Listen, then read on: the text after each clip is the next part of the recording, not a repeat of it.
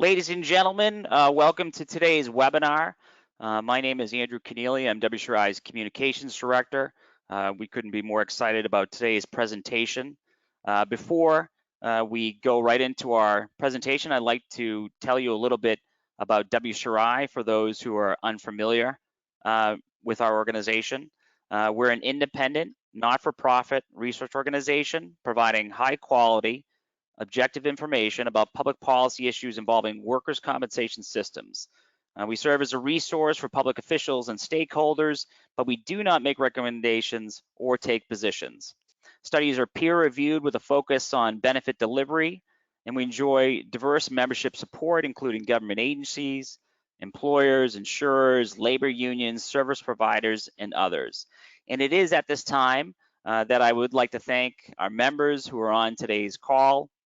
Without your support, we wouldn't be able to publish the research that we do and have events like this. So thank you very much from everyone at WCRI. And if you're not a member, we hope you will consider it. And there's more information on our website about the numerous benefits that come with a WCRI membership. About today's webinar, presentation is 60 minutes long. That's 45 minutes of slides and 15 minutes for your questions. To submit a question, use the questions box located on the right-hand side of your screen. If you are having issues with your connection or audio, please call GoToWebinar at 1-800-263-6317. Next slide, please. A copy of the slides can be downloaded under handouts on the right-hand side of your screen. And today's presentation is being recorded and will be provided within 24 hours. So don't worry if you miss anything because we'll send you a copy of the slides as well as a copy of the webinar recording. At the end of the webinar, we ask that you take a short online survey. For every completed survey that we receive, WCRI will donate $2 to Kids Chance, which I'm sure, as many of you know, is a great organization that provides educational opportunities to the children whose parents were either seriously injured or killed on the job. Now, we're going to be talking about physical medicine today, but there are many other areas of research that WCRI covers. You see some of them on the screen right now. If you go to our website, you can also search these topics to see the many studies that we've published that align with these topics. Here's your presenter for today and also one of the authors of the report, Ms. Dongchun Wang. Dongchun, take it away. Thank you, Andrew. So good afternoon, everyone. So this study is about extended use of physical medicine services, the prevalence and the key factors associated with extended use. And for this study and several other studies that I collaborated with two medical experts, Dr. Catherine Miller and Dr. Randy Lee. They're not here with us today, but they're certainly available for any follow-up questions you may have. And also a quick glance at the registration list. I know that many of you are familiar with the topic, most likely, but some of you may not be or may be less familiar with the terms we used here in this study. So let me just take a brief moment to clear them up front. So when we talk about physical medicine services, we're talking about physical modalities. Those are like a hot pad, cold pad, electric stimulation, tractions, and we're talking about therapeutic exercise, manual therapy, and chiropractic manipulations. And these services are commonly used to treat workers with low back pain and other musculoskeletal injuries, and most often, physical therapists and chiropractors are the providers for these services. There have been several studies examining high use of physical medicine services, and in most of the studies, most study looking at total number of physical medicine visits. When we did this study, we took slightly different approach. We focused on physical medicine services over a long duration. So how do we define extended use of physical medicine services? If you're looking at a claim and look at claim that have physical medicine treatment initiated within 6 weeks from the date of injury and continue to have physical medicine treatment after 3 months, the claim is considered as having extended PM use. So throughout the presentation, I'll be using an acronym PM for physical medicine, and it will be talking about extended PM use that as a shorthand. So in this study, we focus on non-surgical low back pain claims because most of the surgical cases, they are likely to have different paths. We examined the extended physical medicine use based on the claim and medical experience between 2015 and 2019, and those are the pre-COVID years. So this is just a definition, this operational definition that we use to identify in our data, to identify claims that having extended PM use. And with this definition, I think it's the right time for us to take a quick poll. So Andrew, can you run the first poll, please? Okay, Dongchun, the poll is up. The question that we're asking is, do you think extended PM use, physical medicine, is common among injured workers with low back pain? And this is a simple yes or no question. So if you would take the time, answer this, that would be great. Yeah, so this study, we're pretty much focusing on 2 things, as I said before, that we are looking at prevalence of extended PM use, and we're looking at factors associated with extended PM use. So with those quick polls, we could just get a sense of where, what you think, where is the reality, and we can go move on with our findings. Thank you for your time. So Dongchun, I'm going to close the poll. We have about 75% who have voted. And it's very clear. I'm going to share the results, and as you can see, 90% said yes, 10% said no. Wow, that's a vast majority of the of you believe that it's the extended physical medicine is common in workers' comp, and that's what we're here for. So we'll share our research results. So let's start with this bar chart, which basically measures the percentage of claims with low back pain that we identified as having extended PM use. And you can see a large variation across states. The difference is nearly 4-fold. And we have 28 states. So in the 18 of the 28 states, we see 15 to 38% of low back pain claims had extended PM use. And if you look at a couple of states on the far right, Delaware and New York, in those states, 1 in 3 workers with low back pain receiving physical medicine, they had extended use of physical medicine services based on our definition. Again, as I mentioned earlier, the claims underlying these results represent workers with low back pain, and those are the claims that did not have low back surgery, but they may have neuroback conditions, and they may have persistent low back pain, but they didn't have recorded diagnosis for more serious conditions such as the tumor, infectious disease, neurologic deficit, fractures, dislocations. And those are often referred to red flag conditions.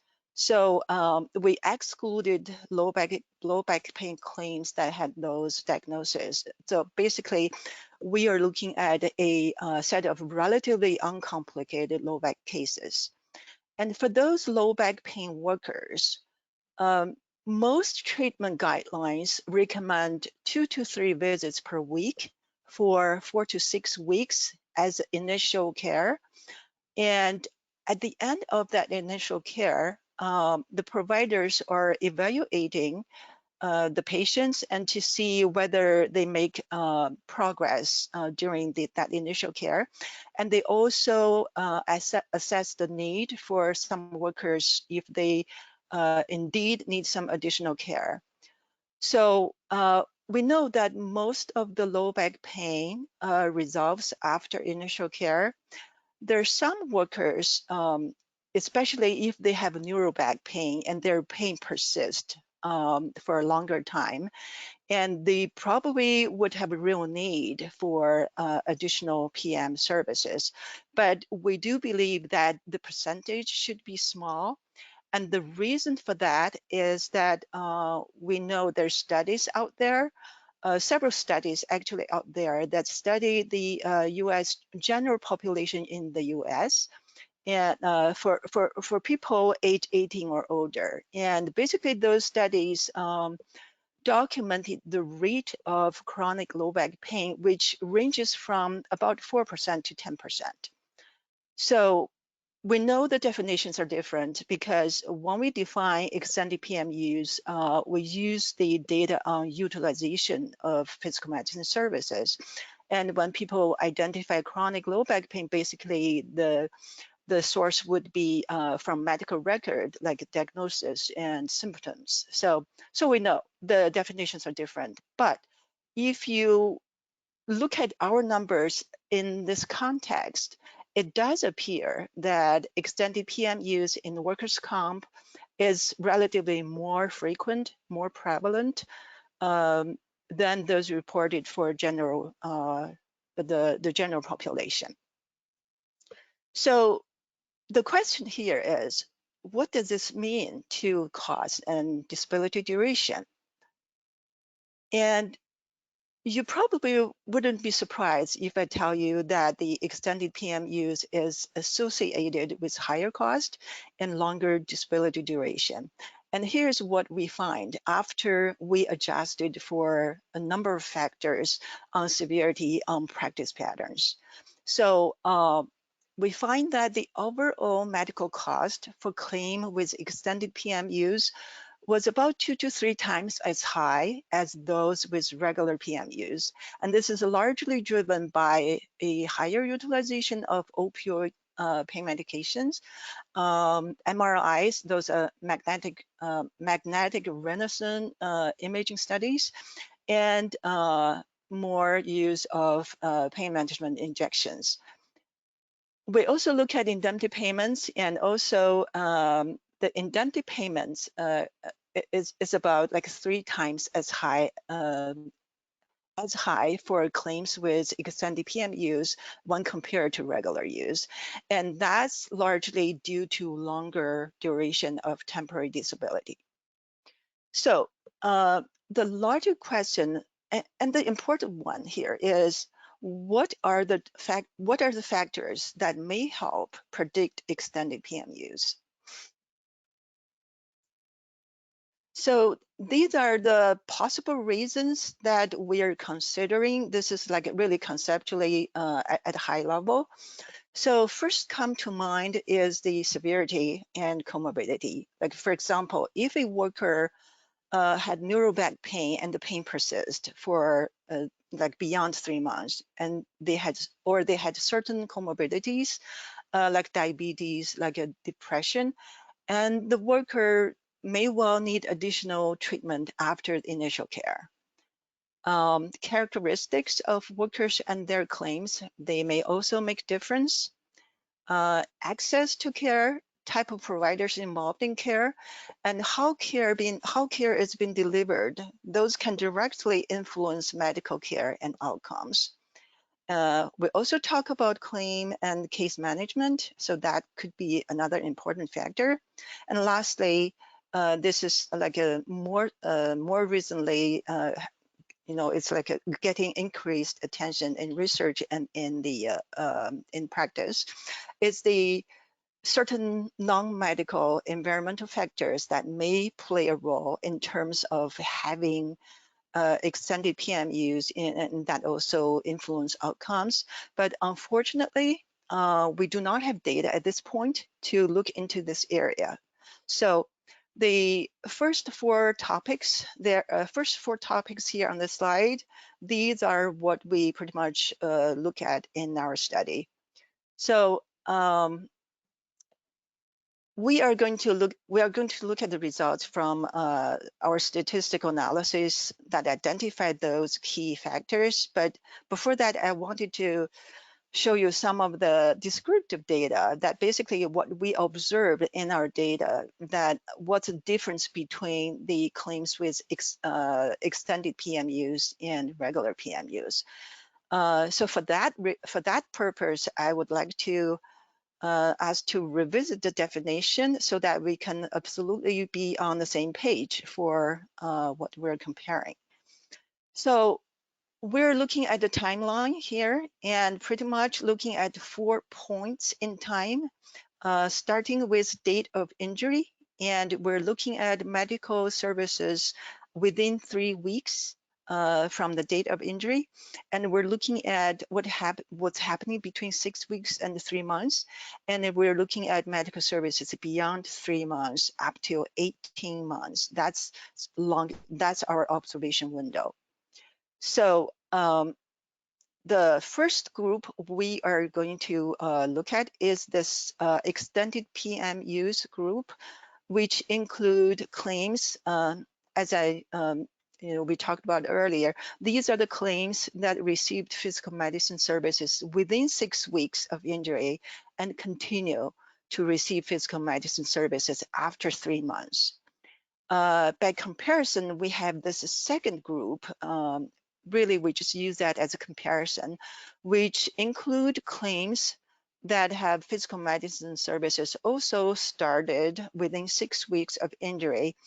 But the difference here is that all physical medicine services were completed within 3 months for this set of claims.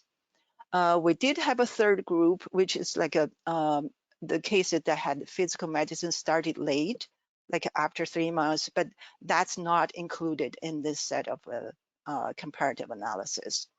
So with this, let's look at the first chart here. So we have 4 severity measures or 4 severity indicators here listed. And the middle column gives you the percentage of claims with each of those severity indicators, and that's for regular PMUs group. And on the right, the third group, that's the extended PMUs group. And if you look across those severity indicators and look at the percentages here, basically you can see that the proportionally more claims in the extended PMUs group have one of those severity measures, meaning that the cases in the extended PMUs group, they're more likely to have one of those severity indicators. Just give you a quick example, the claims with neural back pain, neural back condition, in the extended PM group, we see 48% compared to 18% in the regular use group. And you can see similar pattern down in those columns for other severity indicators. And so this is severity indicator. How about provider patterns of care? So we specifically look at how chiropractors and non-chiropractors were involved in providing physical medicine care. At a high level, I just would like to show you 3 provider patterns. And if you look at the on the right, the legend, we define those 3 groups here. So the first group is claims with physical medicine care by non-chiropractors only. Those are the dark blue bars. And the second group is the claims receiving physical medicine care by chiropractors only. Those are green bars. And the third bar, the orange, yellow-orange bar, or gold, whatever that color is, it's the claims with combined physical medicine care that is provided by both chiropractors and non-chiropractors. What do we mean by non-chiropractors here? And these are physical medicine providers that are not chiropractors. And in our data, we do see some medical doctors and nurse practitioners, they provide physical medicine services, but most of the time, PM providers that are not chiropractor, most of them are physical therapists. So we didn't say these are physical therapists because we do see medical doctors and nurse practitioners there, but just keep in mind that most of them are physical therapists. And as you can see between those two sets of bars, extended PM use versus regular PM use, is the proportionally more claims in the extended PM use had received combined care. That's 30% compared to 8% in the regular PM group. And for those 30% combined care, most of the time that we observe or by inference that the combined physical medicine care were provided by both chiropractors and non-chiropractors in a less coordinated manner. How do we know that? Because we are looking at tax IDs, and most of the time when we look at chiropractors and non-chiropractors, they're both involved in care. They often were affiliated with different tax IDs, meaning different healthcare organizations. We also look at the how often individual workers receive physical medicine care that involve multiple healthcare organizations or multiple tax IDs in general. And this way we kind of infer whether the multiple providers or precisely multiple healthcare organizations are involved in providing care. And you can see on this chart that much higher percent of claims receiving PM care that involve multiple healthcare organizations in the extended PM use group when compared with regular use. So two other factors I would like to talk about. One is attorney involvement, and the other one is guideline consistent care.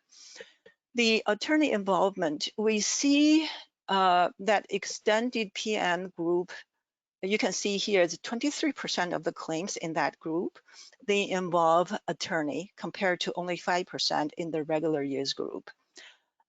These claims involving attorney, basically we create this variable to capture a wide range of issues because we do not really directly observe specific issues in dispute.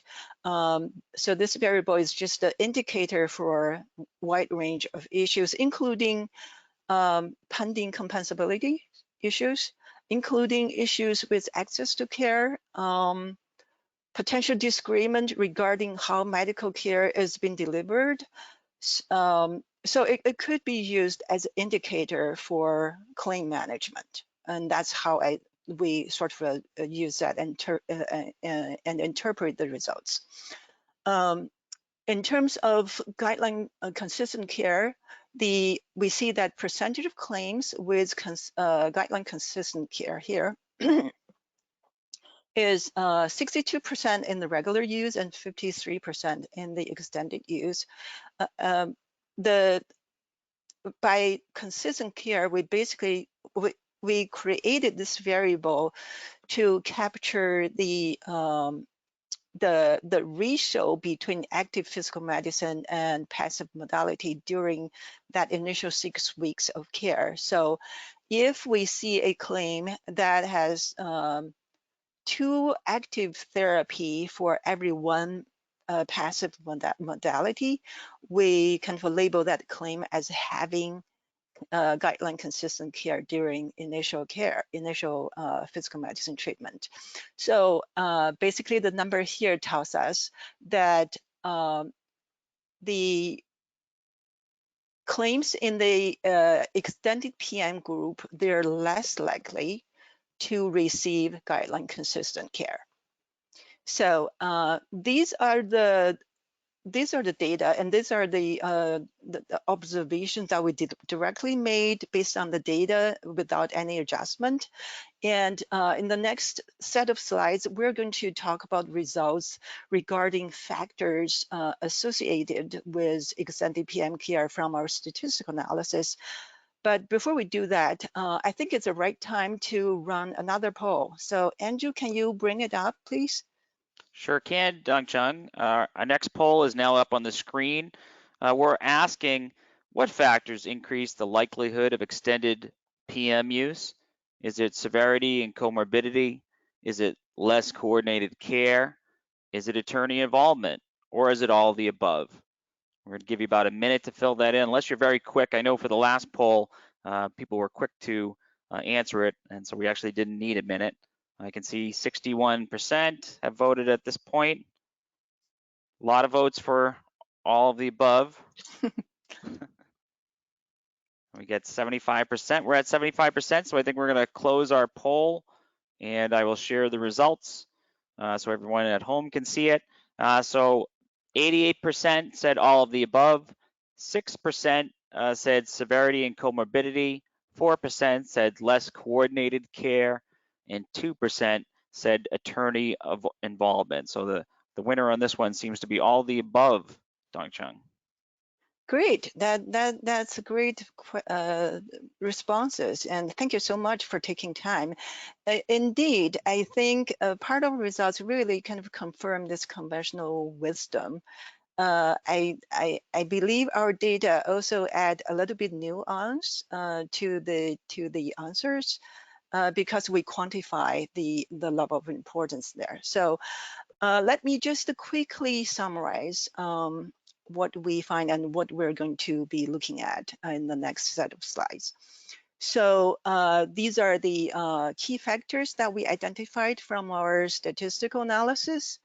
And we find that combined physical medicine care by both chiropractors and non-chiropractors in the less coordinated care is the single largest factor for extended PM use. We also see that the severity and comorbidity are almost like a second tier important factors affecting or predicting the increased likelihood of extended PM use. Provider patterns and practice factors, they also play an important role in explaining why people having extended PM care. We also look at the characteristics of the individual workers, and many of them are statistically significant, but in terms of magnitude, it's not really large in this context. So let's get to the results.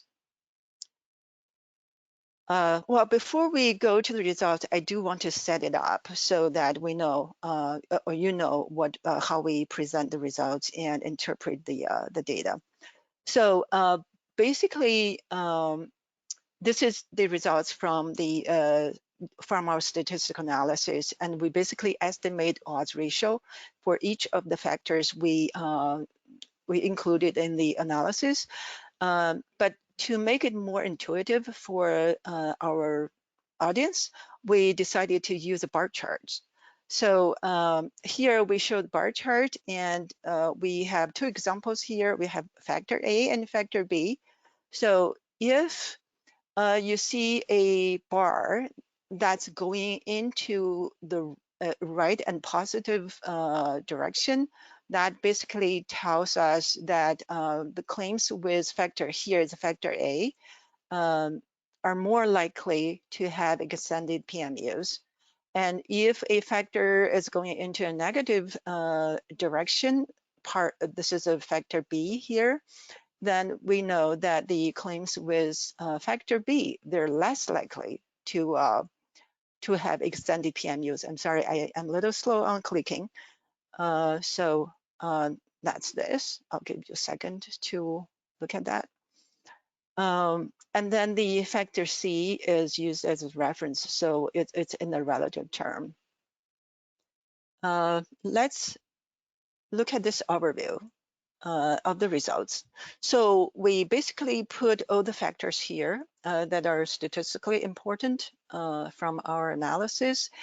And there are a lot of things here, small funds, but don't worry about those small things. I just would like you to focus on those four blocks. Those are basically the four major areas that we're talking about as to what are the key factors influencing or predicting the likelihood of extended PM use.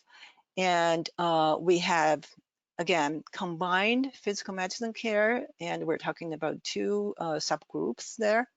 And next blocks, we're talking about, this is like a second tier, we're talking about severity factors and practice factors. As you can see, the length of the bar here, the impact for these severity factors and practice factors, they're significant and pretty large, but compared to combined physical medicine care, they're just nowhere to be compared with in the magnitude. And so we're talking about workers' characteristics. So these are really, in the large scheme of things, that are less visible. That's what I was saying, that they are significant, statistically significant, but in terms of the size of the impact, it's not as important. So let's start with the combined care. And for the combined physical medicine care, we basically look at these subgroups of combined care depending on, basically based on intertemporal pattern of how, when the chiropractors and non-chiropractors involved. So the first subgroup here is the top bar.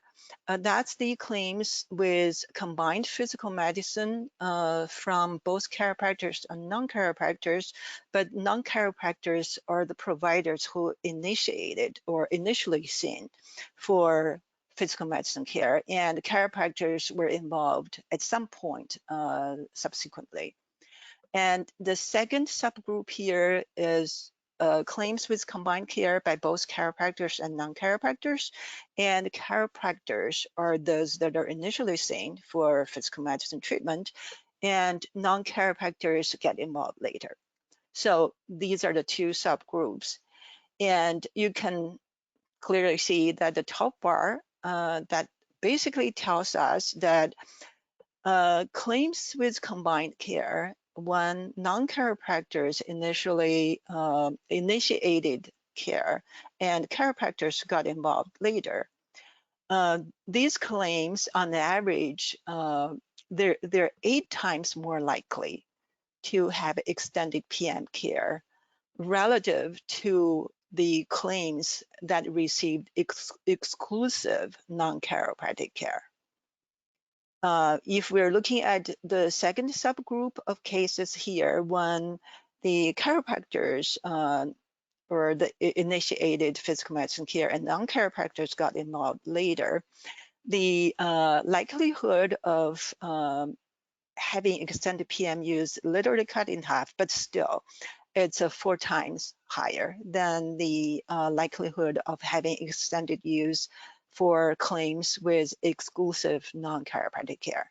So, you can see how big the impact is for these combined PM care on the likelihood of having extended PM. And the second block here is about severity. So again, we have those 4 severities listed here. And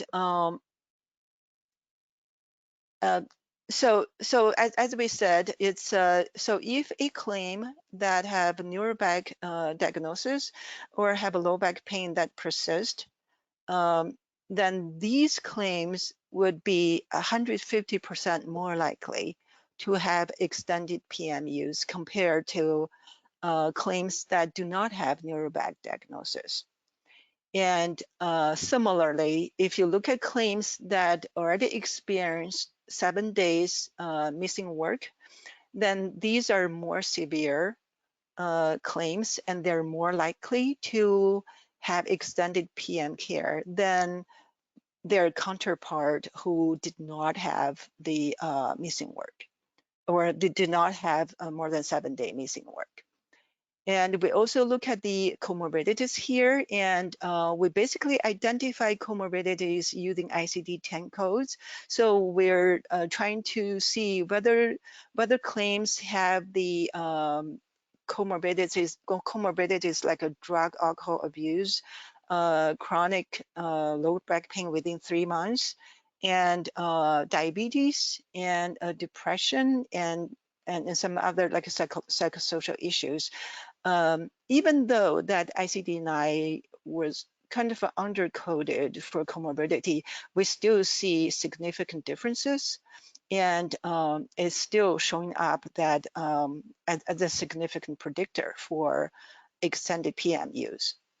We also look at the injections done within 3 months for radicular pain. And this is one indicator that we created to really use that as an indicator for claims with radicular pain. It helps us to catch some of the cases where we do not have diagnostic information. So you can see all those 4 severity indicators, and each one of them, like holding others constant, each one of them, they are significantly predict the likelihood of extended PM care. The effect is pretty large, between 100 and 150%.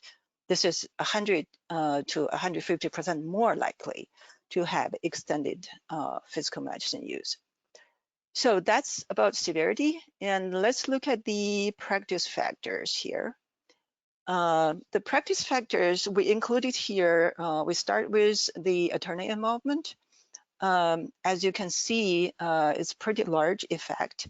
So if claims have attorney involvement, regardless what specific issues that claim has, it predicts the likelihood of extended PM use, and it's 150% more likely. If a claim has attorney involvement, they're 150% more likely to have extended PM use compared to those that do not have attorney involvement. We also look at physical medicine visits during that initial 6 weeks, and we do see a small number of claims that have 15 or more PM visits. So if you are looking at claims within 6 weeks and they already have a lot of PM visits, that's also an indicator that the claim is more likely to turn into something that is using physical medicine services on over a long duration. And we also look at multiple tax ID or multiple healthcare organizations. And if you see that early, in 3 months, it also predict the extended physical medicine use. I want to spend a little more time here about exclusive chiropractic care. This is the group that we see if claims involve chiropractors, and chiropractors as a sole provider to provide not only physical medicine services, but also overall patient care or patient management. These claims are more likely to have extended PM care, but that doesn't translate directly to higher cost or longer TD duration. As a matter of fact, in our chiropractic study, we also look at this subset of cases, and exclusive chiropractic care is associated with higher number of physical medicine visits, longer duration, but lower medical cost, lower overall medical cost, and lower duration, shorter duration of temporary disability. And in the sense, it's intuitive because chiropractors, when they sole provider, they don't typically prescribe prescriptions. They don't do MRI. They don't typically do the pain management injections. So it's almost like a physical medicine, chiropractic manipulation. That's all they do. So that kind of help explain what we see. And the last factor here is the guideline consistent care. We talked about this when we look at data directly, the direct observation, and also this is one of the few factors that actually had effect of reducing the likelihood of having extended PM care. And even though it's not a large large magnitude, but it's in the direction that help reduce the likelihood of extended PM. And lastly, we're talking about characteristics of injured workers. I don't want to go to the very details, but in the large scheme of things, these are, even though they're statistically significant, they are not really a large impact, or they don't really help a lot in terms of predicting the extended PM use. And this finding actually is pretty consistent with the findings from other studies, including those that are outside workers' comp. So with this, I'll just quickly recap what we talked about. We see that the extended physical medicine use was prevalent in many states we studied. For claims with similar injury severity and similar pattern of care, expanded PM use is associated with higher costs and longer duration of temporary disability. And among the key factors associated with extended PM use, we know that multiple provider involvement is the most important factors predicting the extended PM use, and this the single most important factor is the combined care. Either that's provided the combined care by both chiropractor and non-chiropractors, regardless who is initially seen, who is involved later. And also the physical medicine care involving multiple healthcare organizations that also contribute to increased use of extended PM. Severity, comorbidity, as we talked about, those are also important factors to consider. And indeed, for some workers, if they have these indicators, they may well signal a real need for additional care, additional medical care. And we're talking about practice factors, attorney involvement, patterns of physical medicine care during the initial period of care. And those are the things that we could observe earlier within that initial period of time that would also help predict the likelihood of extended PM use. So again, workers' characteristics, not as important, but we observe those things. So that's what we have for this set of presentation, and I'm happy to answer questions. Andrew, back to you. Great, thanks, Dongchun. Thanks for a great presentation. If we're obviously going to answer some questions for the next 15 minutes, but if you have to leave or you have some questions you'd like to just ask us, not during the Q&A part of the forum, you can email us at wcri@wcrinet.org. When you exit this webinar, please take the survey that pops up. Again, WCRI will be donating $2 to Kids Chance for every completed survey that we receive. The study discussed today is available for download on our website. It is free for members and a nominal fee for non-members. Speaking of which, we want to thank our members who are on today's webinar. Without your support, we wouldn't be able to publish this type of research. The more support that we do have, the more research that we can publish. If you're not a member, we hope you consider it, and there's more information on our website about the numerous benefits that come with a WCRI membership. And lastly, just a quick plug to follow us on social media. It's a great way for us to keep you up to speed with what we're publishing, as well as upcoming events, and also to hear your feedback. So with that said, let's jump into some of our questions. Our first one, and just a reminder for those who want to enter questions, there on the right-hand side, you should see a tab that says questions. Simply write your message or question or comment in the box and click submit. So with that said, first question is from Stacy. What guidelines were used to determine the frequency and duration of initial care?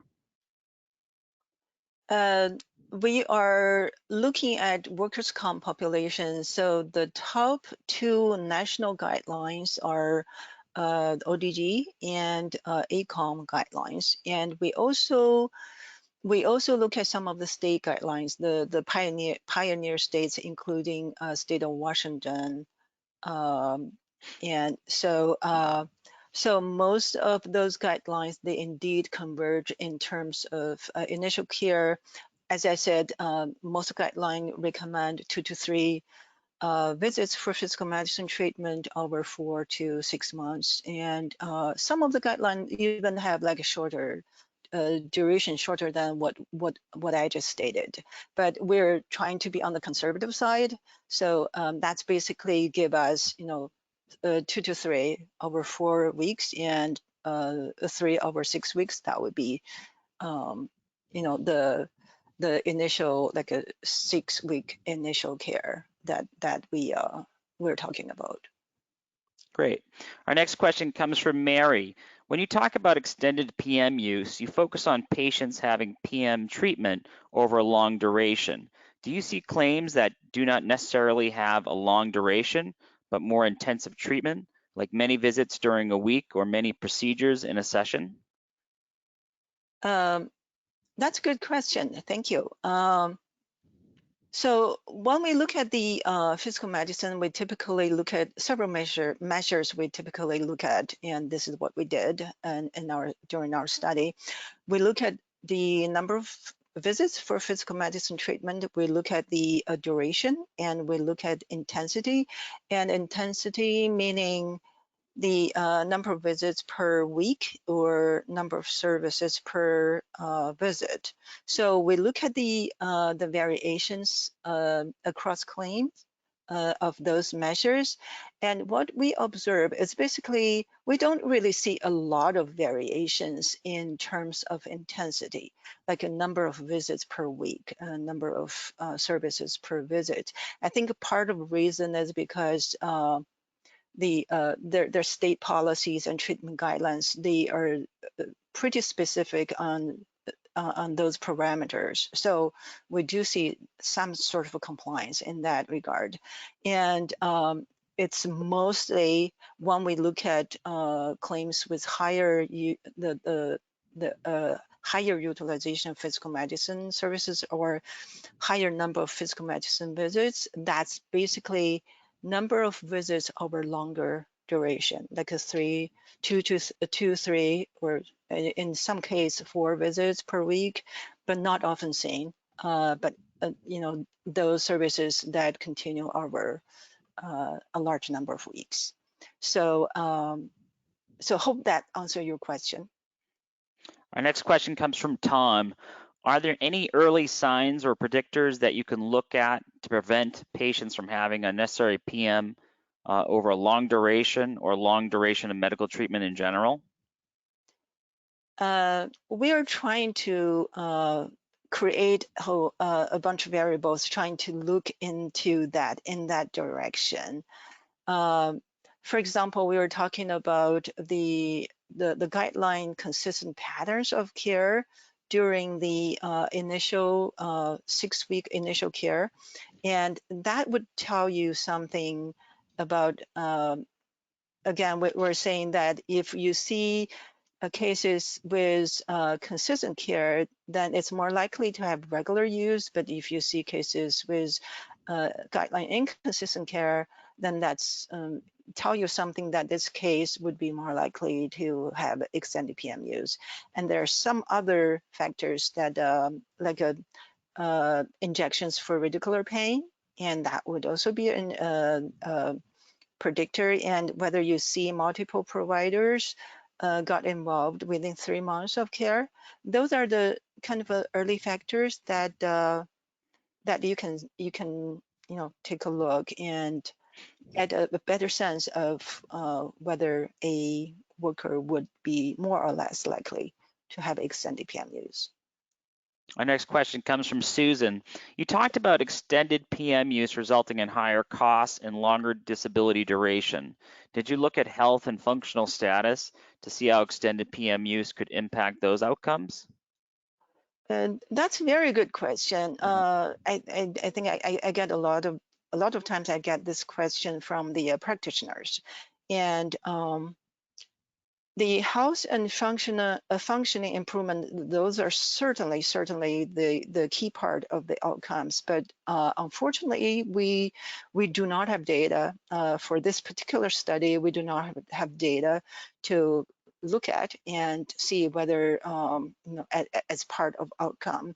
I do want to mention that there's some other WCRI studies, some recent studies, indeed have an opportunity to use different data to look at some of those factors at individual workers level in a different context.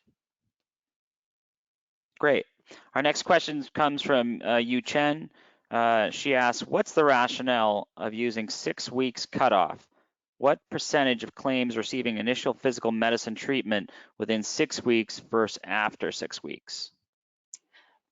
Yeah, we have two medical experts, Dr. Catherine Miller and Dr. Randy Lee, and these are two great medical experts. They not only they have medical expertise, but also like Dr. Catherine Miller, she used to be a medical director with Colorado Workers' Comp, so a lot of valuable perspectives from that in that regard. And she is also one of those kind of pioneers establishing ACOM guidelines. And so we were talking about how to set up this initial care. And basically, we're going back and forth between 4 weeks to 6 weeks. And there are indeed some guidelines. They say you provide a conservative care like within 4 weeks, and then you reevaluate the patients. But there are also guidelines talking about 6 weeks. So we're basically, trying to be conservative and using a longer duration for initial care. I hope that answers your question. Our next question comes from Tim. How often are chiropractors involved in workers' comp care? When they treat workers' compensation patients, do they manage patient care or just provide services as a service provider? That's also a good question. This study basically is a subsequent study after we our study on chiropractic care. So I would recommend you to go to maybe get a report or get an abstract of that report that tells you the prevalence of chiropractic care across the same 28 states in workers' comp. And basically what we're seeing in a nutshell is that chiropractic care is fairly prevalent, especially in the states where workers has a right to choose their own providers. But in the states where employer or insurer control the selection of providers, we see some disconnection there. Because we were comparing the prevalence of chiropractic care in workers' comp and in group health within each of those states. And basically, in the states where workers' comp has give the employer and insurer the right to control provider choice, provider selection, we don't see the use of chiropractic care closely tracking the use of chiropractic care outside workers' comp. So that's what we see. Just to remind, And oops, sorry, part of your sorry, and another part of your question is basically when they involve care, whether they manage the patient manage patient care. We do see some of the providers when they are sole provider, for to provide care to injured workers, they are managing overall patient care as well as providing physical medicine services. great. Our next question comes from Tibby. There are studies about the type of providers initially seen and how they influence subsequent care. Did you look at this and what did you find? We are aware of studies out there that looking at the provider type of providers initially seen, and those studies basically saying that if certain type of providers initially seen would result in like more higher utilization, higher cost than some other type of providers. We do aware of those studies, though in our data, we do not have a way to consistently and reliably looking at type of providers initially saying. So this one way we're looking at this is because we do have the data that clearly differentiate the chiropractors and non-chiropractors. So we do look at that and trying to see whether it's chiropractors providing care initially seeing, or whether it's a non-chiropractor they're initially seeing for physical medicine services. That's kind of what we did in that regard. Looks like we have time for one more question. This comes from Fred. You mentioned that you used tax IDs to identify claims with physical medicine involving multiple physical medicine providers. Do you observe how care are being coordinated within an organization, especially those that are large-scale health care organizations or provider networks? Great question. The answer is no. We do not observe the care coordination within healthcare organization. But we do have tax ID, and basically we're just looking at tax IDs and looking at whether there are multiple tax IDs involved, meaning multiple healthcare organizations involved in physical medicine care for individual workers. And so we use that to infer whether the care is coordinated or not. Because certainly if we see multiple different tax IDs, most likely those are provided by different healthcare organizations, and mostly they're not coordinated. That it's just purely by inference. Great. Well, unfortunately, that's all the time we have for today. We hope you found it valuable, and we hope you indicate that on the survey that pops up when you exit.